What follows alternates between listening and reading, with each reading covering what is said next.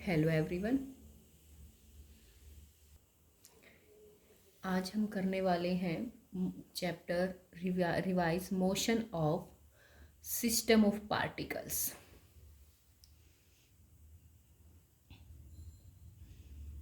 Motion of system of particles, ये हम study करेंगे। देखो, इससे पहले जो भी हमने चैप्टर्स पढ़े ना, वो सारे चैप्टर्स हमारे प्रीवियस कंसेप्ट पे थे। मतलब हम वो सारी चीज़ें नाइन्थ में कवर कर चुके हैं।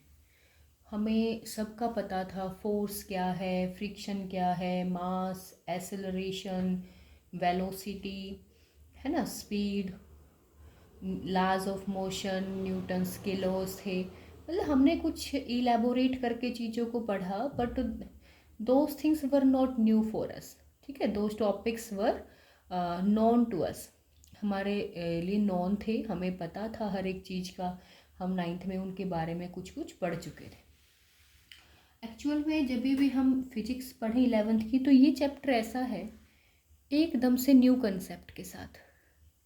मतलब हम ये चीज़ें अब से पहले नहीं पढ़ चुके हैं, तो इसीलिए ये जो चैप्टर है वो बच्चों को थोड़ा सा डिफ़िकल्ट लगता है, क्योंकि हमें इसके बारे में कुछ भी पहले नॉलेज नहीं है। तो motion of system of particles, यहाँ पर जो हम पढ़ते हैं वो रोटेशनल मोशन के बारे में पढ़ते हैं। थोड़ी सी जनरल सा हम एक व्यू ले लेते हैं चैप्टर का, फिर देखेंगे। रोटेशनल मोशन के बारे में हम यहाँ पर पढ़ेंगे। अब से पहले जितने भी चैप्टर हमने स्टडी किए, वहाँ पर प्रीवियस चैप्टर्स में हम पढ़ रहे थे ट्रांसलेशनल मोशन।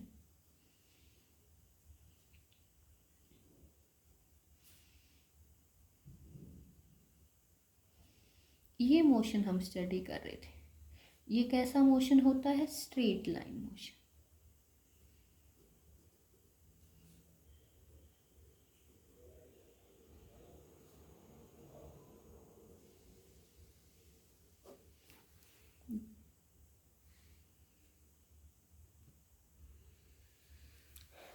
तो इनमें हम पढ़ते थे स्ट्रेट लाइन मोशन, और अब हम पढ़ेंगे रोटेशनल मोशन। ठीक है, रोटेशनल मोशन। तो इन दोनों ही मोशन में बड़ा फ़र्क है। तो यहाँ पर जब भी हम पढ़ें, तो जो हमारा मेन टॉपिक स्टार्ट होता है वो है centre of mass of two particle system. तो सबसे पहले हमें पता होना चाहिए कि सेंटर ऑफ मास क्या होता है। ठीक है, या मैं आपको समझाने की कोशिश करूँगी टॉपिक्स को, और जो मेन टॉपिक है वो आपको लिखवाऊंगी, वो आपको अपनी नोटबुक से आपके टीचर ने करवाए होंगे, वहाँ से पढ़ लेने हैं कि सेंटर ऑफ मास। सबसे पहले हमें समझना है कि सेंटर ऑफ मास क्या होता है। देखो, ये पेन है मेरे पास, इसका मास किसी एक जगह पर लाई करता है या हर एक जगह पर लाई कर रहा है इसका मास? बताओ। तो ये ऑब्जेक्ट है, तो इसका मास तो हर जगह पर है। कोई ऐसा थोड़ी है कि यहाँ पर मास नहीं है, यहाँ पर ज़्यादा, यहाँ पर हाँ ज़्यादा कम हो सकता है, पर मास तो हर जगह है ना। हर एक मैटर का अपना एक मास होता है, बिना मास के तो कोई ऑब्जेक्ट हो ही नहीं सकता हमारे यूनिवर्स में। अच्छा ठीक है, मुझे इसको एक फिंगर पे रखना। देखो, मैं एक फिंगर पे इसको रखना चाहती हूँ, ये सेट हो गया है ना। यहाँ पर अगर मैं देखूँ तो ये बैलेंस हो गया ना। अगर मैं इसको ऐसे मूव करा दूँ, क्या यहाँ पर ये बैलेंस हो रहा है? ये इस साइड ये बैलेंस हो रहा है? नहीं ना। तो जिस पॉइंट पर ये बैलेंस हो रहा है, इसका मतलब क्या है? इसके लेफ्ट में भी उतना ही मास है और उसके राइट में भी उतना ही मास है।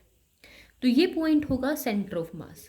मतलब ये सेंटर ऑफ मास वो पॉइंट होता है जहाँ पर हम किसी भी ऑब्जेक्ट को क्या कर सकते हैं? बैलेंस कर सकते हैं। अब मैंने इस पेन की कैप लगा दी। अब हम देखेंगे तो इसका बैलेंसिंग पॉइंट चेंज हो गया। पहले यहाँ से बैलेंस हो रहा था, अब जहाँ पर ज़्यादा मास होगा उसकी साइड से बैलेंस होगा। क्लियर ना? तो जहाँ बैलेंसिंग पॉइंट क्या हो जाता है? चेंज हो जाता है। तो पहले इधर था इसका सेंटर ऑफ मास, कैप के बाद इधर सेंटर ऑफ मास होगा जहाँ से ये बैलेंस हो रहा है।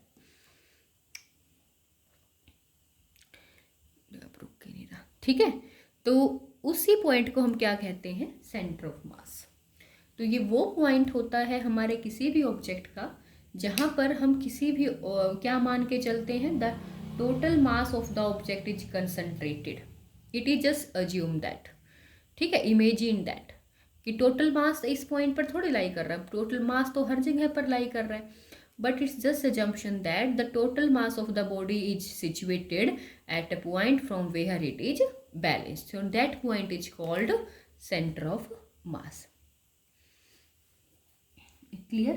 तो सेंटर ऑफ मास ये, अब मान सेंटर ऑफ मास हम निकाल सकते हैं टू पार्टिकल सिस्टम के लिए भी,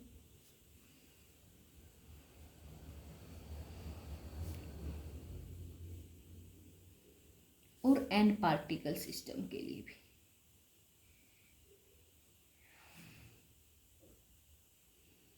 ठीक है, ये हमारे इस बार सिलेबस में नहीं है, तो सिर्फ हमें टू पार्टिकल सिस्टम वाला कर लेना है, और यहाँ से ये एक इम्पॉर्टेंट क्वेश्चन बनता है टू पार्टिकल सिस्टम वाला। तो टू पार्टिकल सिस्टम वाला आपको टॉपिक अपनी नोटबुक से अच्छे से तैयार कर लेना है कि सेंटर ऑफ मास हम कैसे निकालेंगे, सेंटर ऑफ मास क्या होता है वो मैंने आपको समझा दिया है। आगे इसके अंदर बहुत सारे टॉपिक हैं, वैसे तो मोमेंटम कंजर्वेशन है, या सेंटर ऑफ मास मोशन है, centre of mass of a rigid body है, या centre of mass of a uniform rod है, but the most important topic from here is two particle system. तो ये आप बहुत ही अच्छे से रिवाइज करके जाना। अब नेक्स्ट मैं आपको बताऊं, यहाँ पर एक रिजिड बॉडी की बात हो रही है, रिजिड बॉडी, ये रिजिड बॉडी कैसी होती है।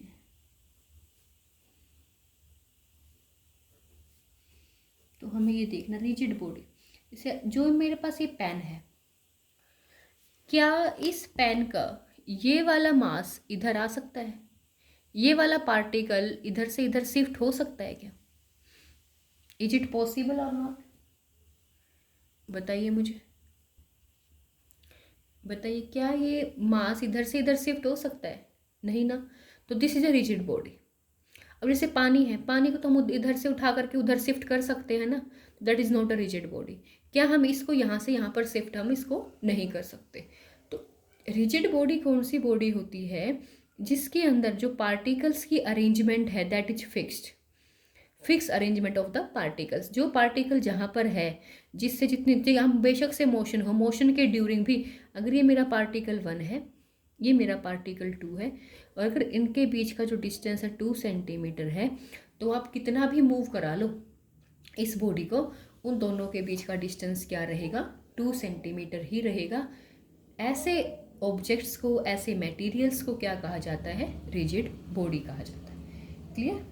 तो ये भी आपको थोड़ा सा कंसेप्ट ध्यान में रखना है कि रिजिड बॉडी क्या होती है।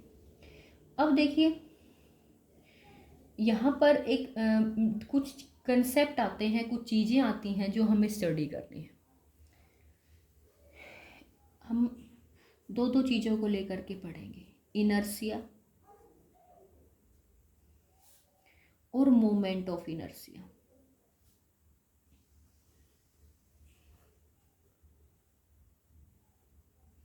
ये देखो, ये मत सोचना कि यहाँ पर जो आपको इस वीडियो में करा दिया गया बस वही मोर देन इनफ है, नहीं।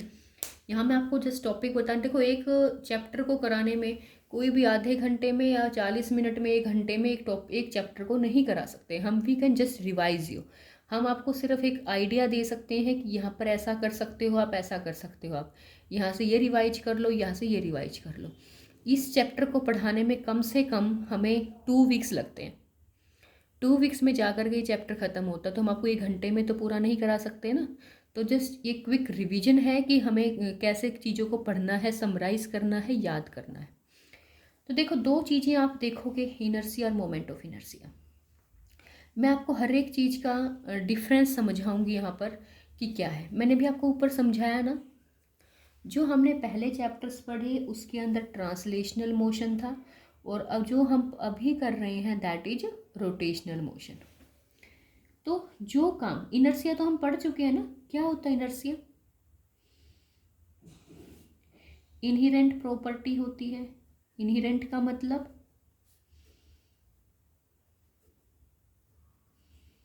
छिपी हुई प्रॉपर्टी। क्या काम करती है, जो चीज़ों को मूव करने से रोकती है, ड्यू टू विच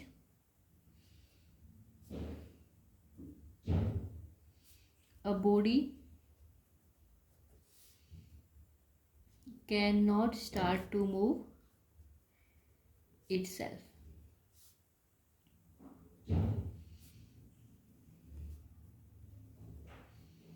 ठीक है ना। तो ये वो इनहेरेंट प्रॉपर्टी है जिसके द्वारा कोई भी बॉडी अपने आप मूव करना शुरू नहीं कर सकती।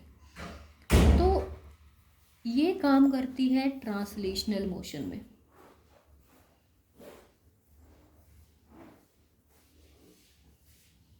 जो काम इनर्शिया का ट्रांसलेशनल मोशन में है वही काम हमारे मोमेंट ऑफ इनर्शिया का रोटेशनल मोशन में है। ये चीज़ों को स्ट्रेट लाइन में मूव करने से रोकेगी और ये चीज़ों को रोटेट करने से रोकेगी। ठीक है ना। किससे रोकेगी? रोटेट करने से। तो जो इनर्शिया है that is simple mass of body. हम पढ़ चुके हैं सारी चीज़ें।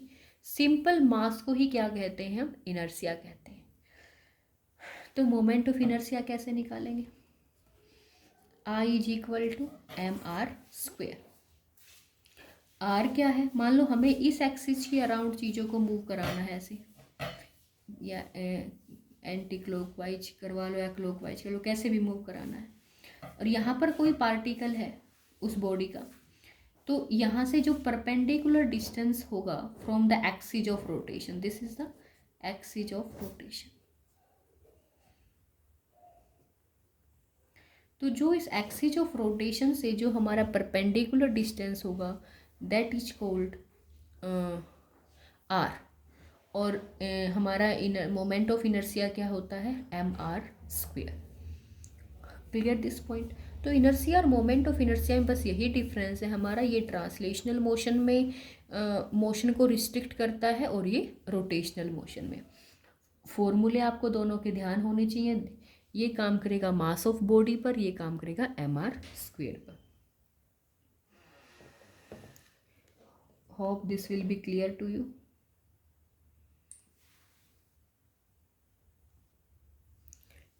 एक यहाँ पर इम्पोर्टेंट टर्म है रेडियस ऑफ गायरेशन, जो बच्चे बार बार पूछते ही रहते हैं क्या है क्या नहीं। रेडियस ऑफ गायरेशन, देखो ये मेरा मान लो ऑब्जेक्ट है। इस पूरे ऑब्जेक्ट को मैं इस एक्सिस के अराउंड मूव कराना चाहती हूँ, घुमाना चाहती हूँ, रोटेट कराना चाहती हूँ। मेरा एक मास मैंने मान लिया m1 यहाँ पर है, m2 इधर है, m3 इधर है, मैं 3 ही मान के चलती हूँ। इनका परपेंडिकुलर डिस्टेंस ये हो जाएगा r1, r2, r3। तो अगर मेरा ये मासेज है और ये मेरे परपेंडिकुलर डिस्टेंसेज हैं, तो मैं मोमेंट ऑफ इनर्शिया कैसे निकालूंगी यहाँ से? बताओ कैसे निकाल सकते हैं हम यहाँ से मोमेंट ऑफ इनर्शिया? क्या फॉर्मूला बताया अभी? आई निकालने का क्या फॉर्मूला बताया? mr²। तो इन सब का क्या कर दो? सम कर दो। m1 r1² plus m2 r2² plus m3 r3²। तो क्या आ जाएगा? टोटल मोमेंट ऑफ इनर्शिया आ जाएगा, नहीं आ जाएगा? है ना। अब हमें एक ऐसा मान लो, इन सब से मोमेंट ऑफ इनर्शिया की जो वैल्यू आई है वो 50 आई। अब मैं ये बोल दूं कि जितना भी इस बॉक्स का मास है वो यहाँ रखा हुआ है इस पॉइंट पर, मान लो मैंने इस पॉइंट पर मान लिया, और यहाँ तो नहीं, आप यहाँ मान लो, ये मान लिया m, मैंने मान लिया यहाँ पर ये टोटल मास, मान लो ये m1 m2 m3 का मिला के तीनों ये 10 के हैं, तो पूरा 30 मास मान लो यहाँ रखा है।